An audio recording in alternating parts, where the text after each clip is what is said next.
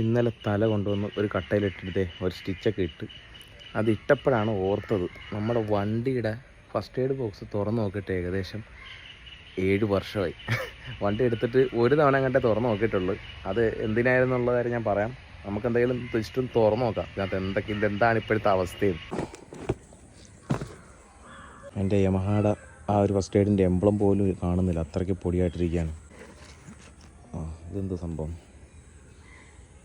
ഇത് മറ്റേ തുണിയാണ്, എലാസ്റ്റിക് മറ്റേ വലിച്ച് കെട്ടുന്ന കൈ ഓടിയുമ്പോൾ.